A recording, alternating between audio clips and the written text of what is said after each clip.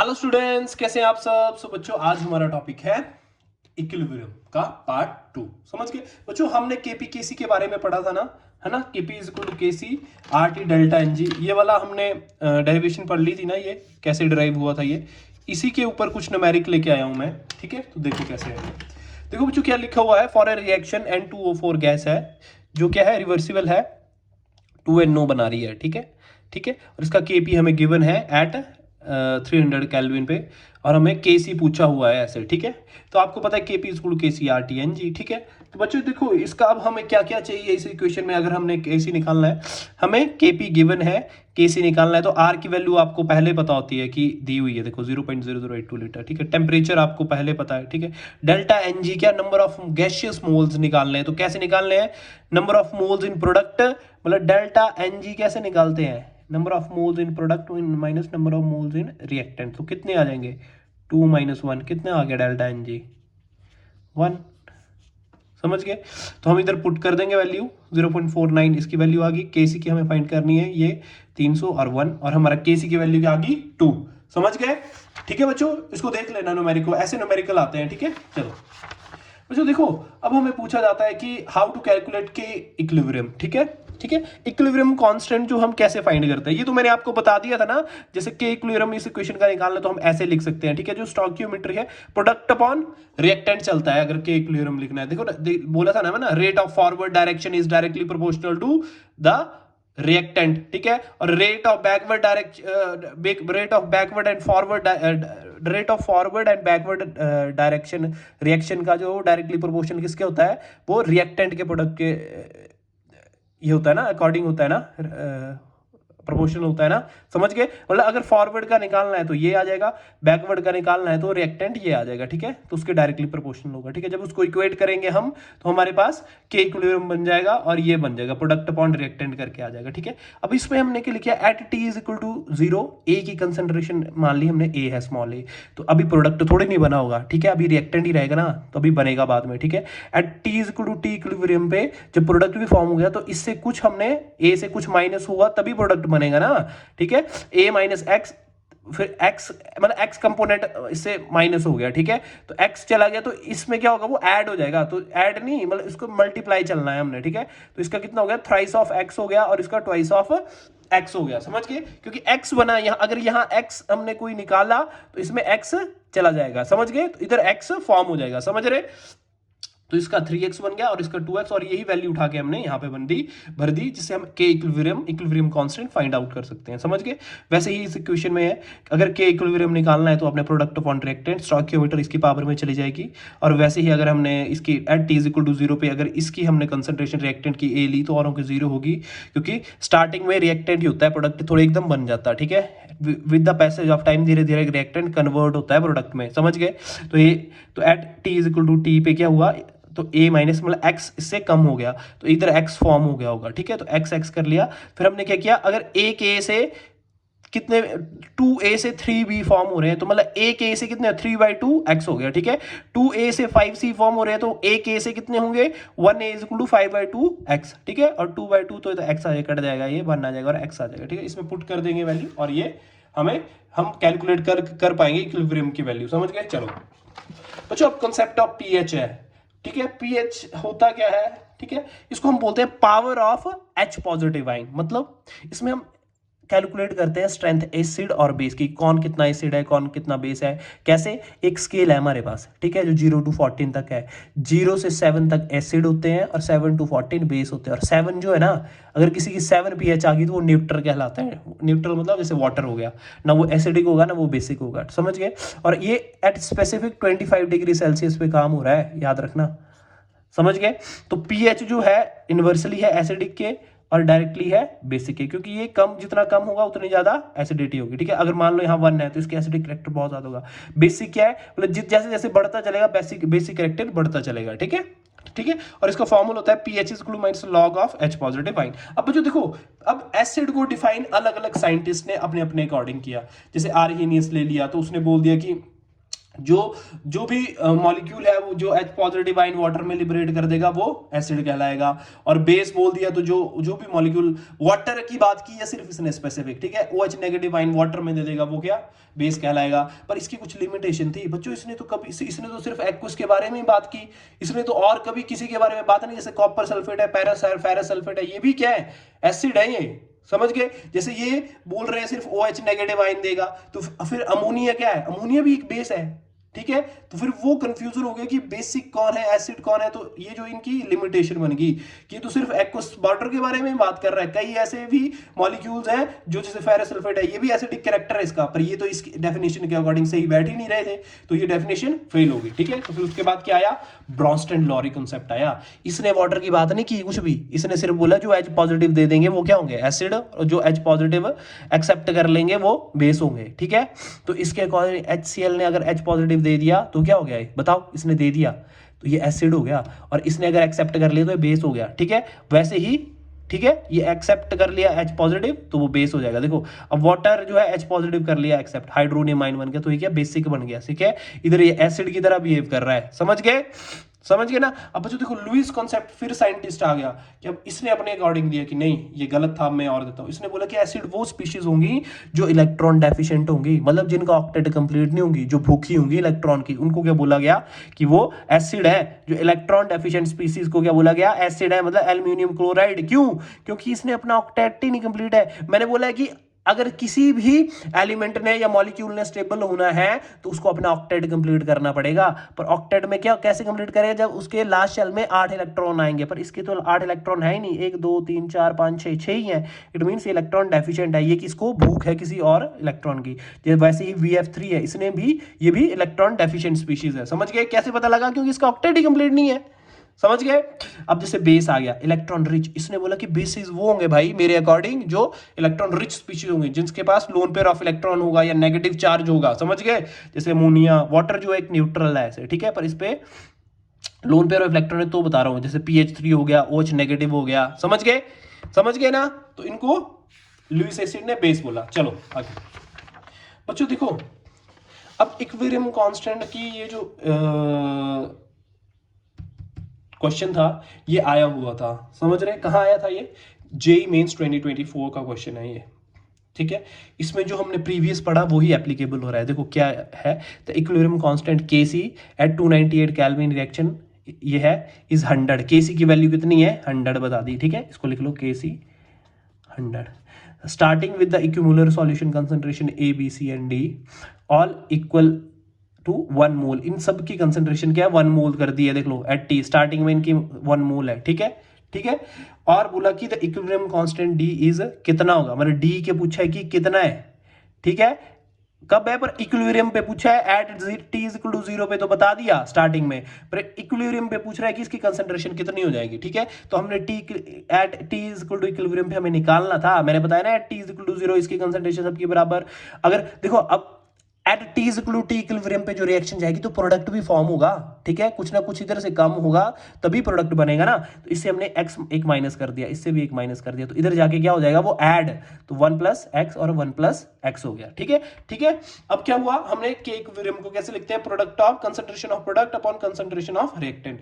अब इनकी वैल्यू हमने भर दी at T is equal to equilibrium पे, ठीक है। तो हमने वैल्यू जब भर दी तो हमने क्या किया, मैंने बोला था ना के इक्विलिब्रियम को हम Kc भी बोलते हैं, ठीक है, और Kc की वैल्यू क्या थी हमने, ठीक है, इक्विलिब्रियम कंसंट्रेशन टर्म पे है ये, समझ गए। तो 100 है, जब इसको इक्वेट किया तो x की वैल्यू हमारे पास क्या आ गई, 9/11, पर हमसे D की पूछी है इसकी, तो हमने इसमें जब वैल्यू पुट की तो D की 1/182 आ गई, ठीक है, ठीक है, ठीक है। इसकी 1.82 आ जाएगी इसका आंसर, ठीक है, 1.82, क्योंकि -2 है ना, समझ गए ना, समझ गए ना, होप सो आपको समझ आया हो। चलो जो अब नेक्स्ट टॉपिक है हमारा डिग्री ऑफ डिसोसिएशन। इसमें क्या देख रहे हैं हम कि कितना अमाउंट डिसोशिएट हो रहा है, ठीक है, किसी रिएक्टेंट का, और ओरिजिनल अमाउंट कितना था। मैंने आपको बताया ना कि ये जो टूट रहा है इससे कुछ पॉइंट टूट, देखो बच्चों टूट क्यों रहा, रिएक्टेंट से प्रोडक्ट बनाने में क्या होता है, रिएक्टेंट तो कंज्यूम होता ही है ना, तो वही पूछ रहा है कि कितना रिएक्टेंट कंज्यूम हुआ, तो उसी को क्या बोलते हैं हम, डिग्री ऑफ डिसोसिएशन, जिसमें हम बताते हैं, इसको अल्फा से डिनोट करते हैं कि अमाउंट कितना डिसॉल्व हुआ, डिसोशिएट हुआ, और ओरिजिनल अमाउंट कितना, मतलब अगर at T is equal to 0 A की कंसंट्रेशन ए है और सभी की अभी फाइंड नहीं की है, तो at T is equal to T equilibrium पे इसकी कंसंट्रेशन कितनी हो जाएगी, ए माइनस एक्स, मतलब इतनी कम हुई इसकी और इतनी इसकी बढ़ गई, मतलब ठीक है।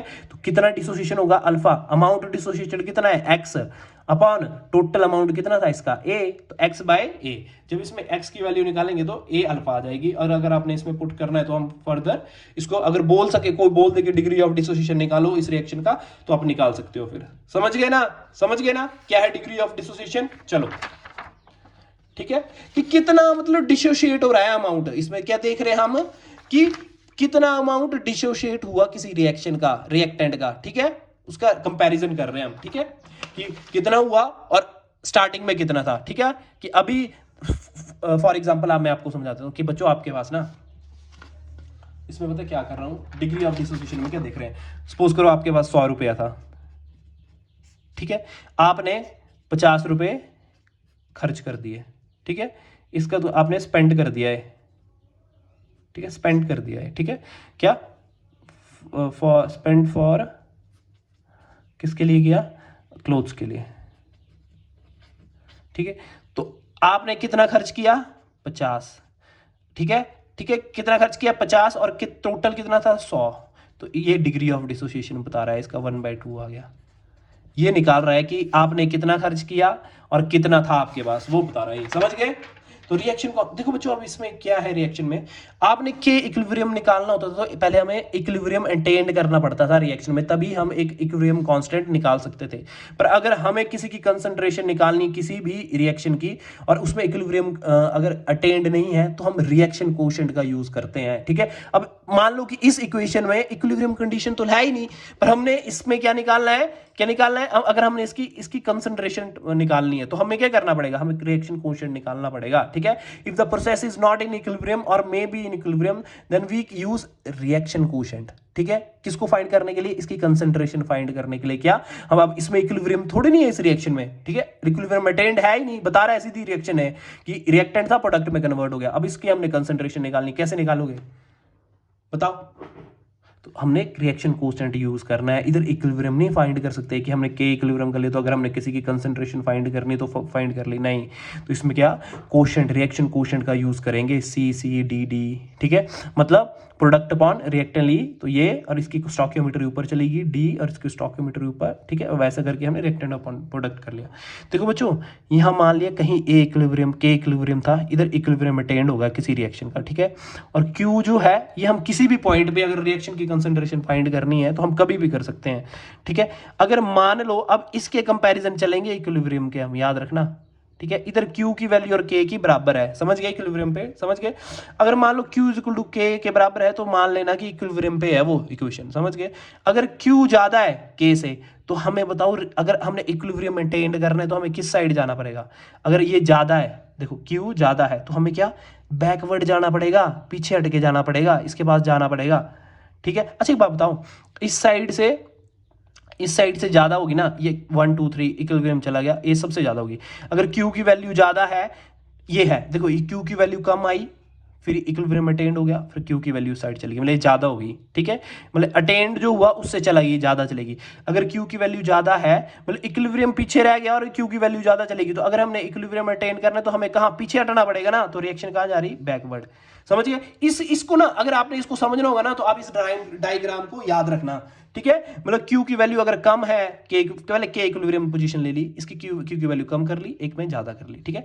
अगर ज्यादा है तो उसे इक्विलिब्रियम अटेंड करना है तो उसे पीछे आना पड़ेगा, अगर कम है तो उसे आगे जाना पड़ेगा, तो फॉरवर्ड डायरेक्शन में जाना पड़ेगा, समझ गए, समझ गए, समझ गए ना। चलो बच्चों, अब गिब्स फ्री एनर्जी की एक छोटी सी इक्वेशन है, इसको थर्मोडायनामिक्स में पढ़ते हैं पर इधर भी दिया हुआ है। और बच्चों आपको पता होना चाहिए गिब्स फ्री एनर्जी होती है, एक यूजफुल वर्क के लिए जो यूज करेंगे हम एनर्जी ना, काम करने के लिए जो किसी यूजफुल काम के लिए जो एनर्जी यूज होती है उसको हम गिब्स फ्री एनर्जी बोलते हैं, ठीक है। और इसका जो डेरिवेशन है वो delta G is equal to delta G not plus R T L N Q, ठीक है। और आर टी की वैल्यू जब एल एन को लॉग में कन्वर्ट कर दिया तो 2.30 आर टी लॉग कर लिया।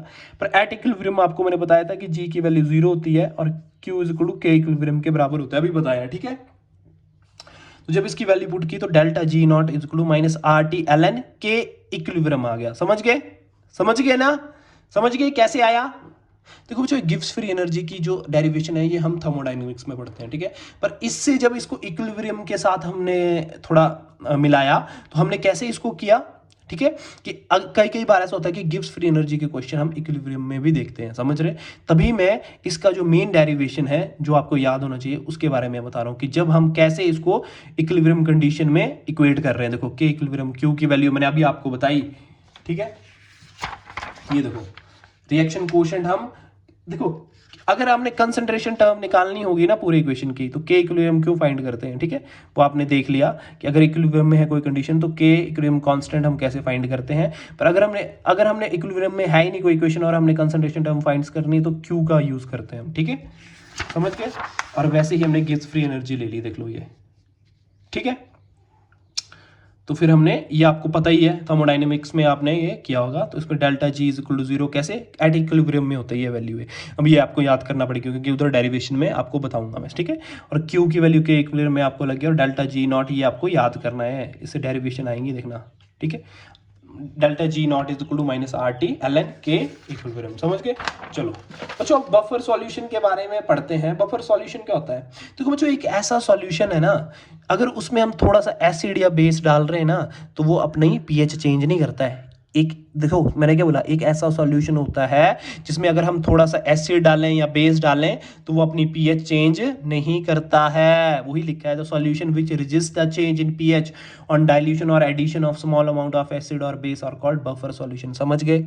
समझ गए? हिंदी में समझ गए ना? बहुत आसान भाषा में समझाया है कि कोई सॉल्यूशन है, अगर किसी उसमें अगर हमने थोड़ा सा एसिड डाल दिया या बेस डाल दिया तो आपके अकॉर्डिंग अगर मैं एसिड डाल दूंगा तो थोड़ा सा तो एसिडिक होना चाहिए। अगर पानी में थोड़ी सी चीनी डाल दी तो थोड़ा तो मीठा होगा ना।